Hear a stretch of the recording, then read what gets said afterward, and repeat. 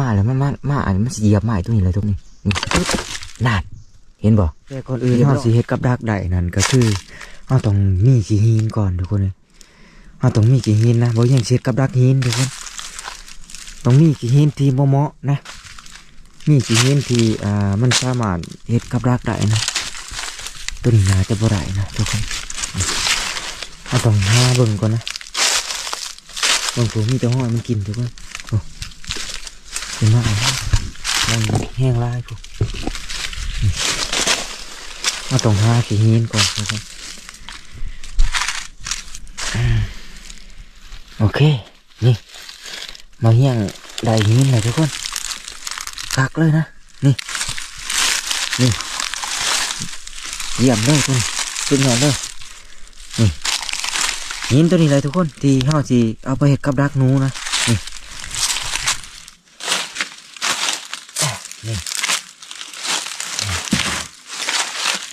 ก่อนอื่นเราต้องเลือกสถานที่ก่อนทุกคนเราต้องเอามาเฮ็ดไว้ใกล้ๆมองที่มันกินหลายๆนะอยู่ใกล้เงาไม้บ่หรือว่าอยู่แถวใกล้ๆกับหินก้อนใหญ่นะทุกคนหรือว่ามองทางมันเที่ยวนะนี่เราสิเลือกมองนี้เลยนี่เราสิเลือกเอามองนี้เลย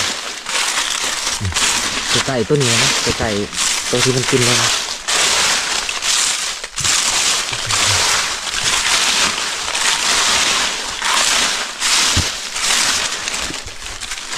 และหินที่เฮาสิเอามาใส่นี่เฮาต้องเลือกเอาหินที่มันเป็นลักษณะเนี่ยทุกคนเป็นลักษณะเป๊ะๆเนี่ยนี่นะนี่หรือว่าก้อนใหญ่ๆกว่านี้ก็ได้แต่ว่าให้มันมีความเรียบเนียนแน่จังหน่อยนะนี่ยิ่งดีนะถ้าว่าเป็นก้อนหินที่มันอยู่คงที่หรือว่าท้าวอนแล้วนะมีแต่ว่าเฮาเงื้อขึ้นแล้วเข้าหางกับดักใส่เลยทุกคนเลยนี่บ่อย่างสีมาสาธิตหรือว่าเฮ็ดให้ทุกคนได้เบิ่งซื่อๆนะ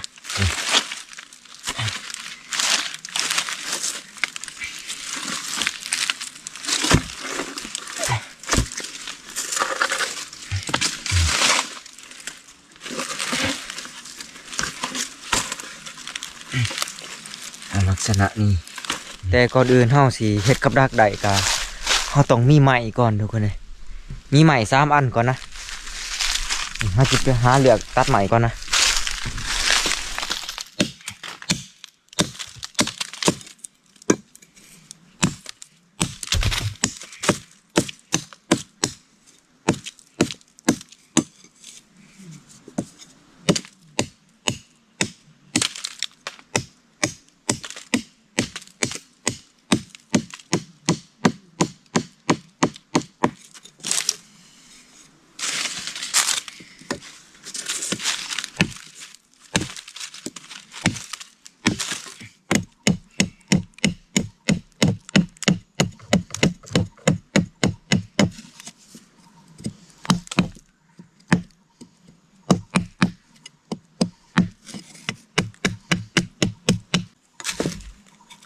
นี่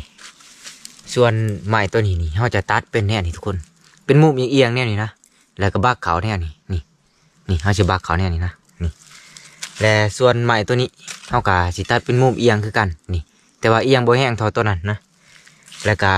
อันที่3ไม้คันเกตมันทุกคนไม้เหยียบมันนะนี่อันนี้เขาสิมาหางเลยอันนี้ทุกคนก่อนอื่นมดเขาก็เงื่อนยิงขึ้นก่อนนะนี่เอาไม้ตัวนี้ค้ำมันนี่ทุกคนเลยไม้ที่เอามาค้ำนี่ต้องเอาไม้ที่แข็งแห้งในจังหน่อยนะนี่เอาใหญ่กว่ามูในจังหน่อยนะนี่เอามาค้ำบ้านนี่บริค้ำแน่นี่เลยได้ทุกคนเอาจะเอาไม้ตัวนี้อีกนี่มาใส่ทุกคนนี่นะนี่ก็คือเอาไม้ที่ค้ำนี่เอามาใส่บักตัวนี้ทุกคนไม้ที่เอาค้ำนะเอามาค้ำใส่บักตัวนี้แล้วเอาตัวนี้นี่แปะใส่หินทุกคนนี่เลยเบิ่งไกลๆเลยนะนี่ทุกคนนี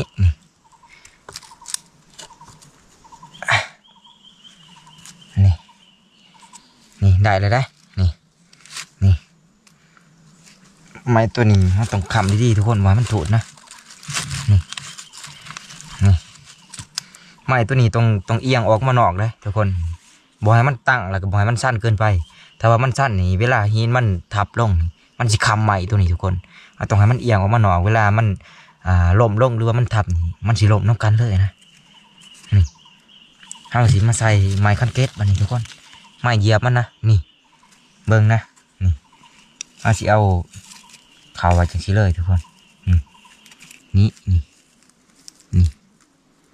คัดบินนะนี่หาจุดที่มันนิ่งนะทุกคน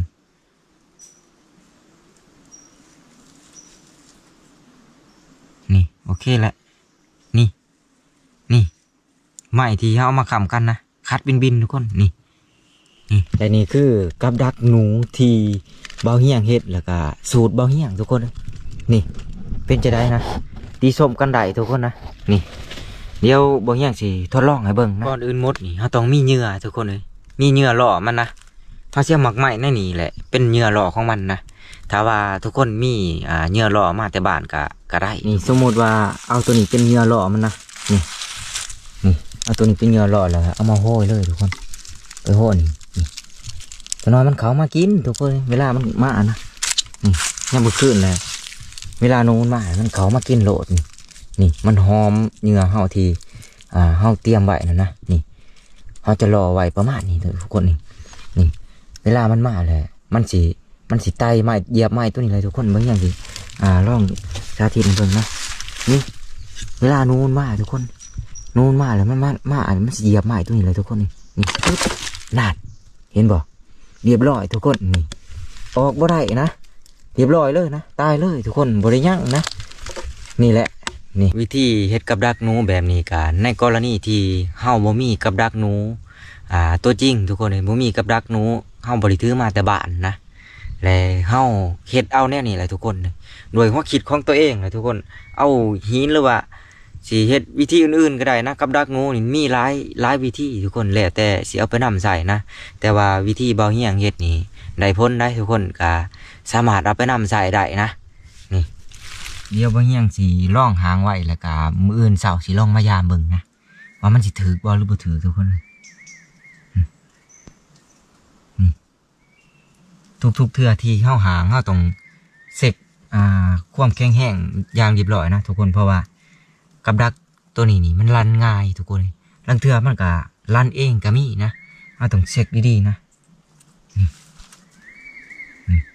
แข็งแห้งแหละนี่